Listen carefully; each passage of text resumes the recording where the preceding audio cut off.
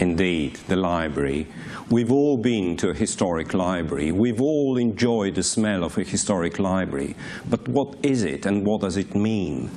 When at UCL Center for Sustainable Heritage, we've recently been asked to assess the environment at another historic library at St. Paul's Cathedral, the Wren Library, an incredible place. And it has such an intensive smell of old books.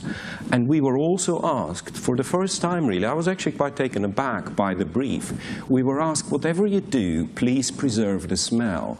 It's so important to our audience. It's so important how people perceive the library. So that was quite an important message in our research.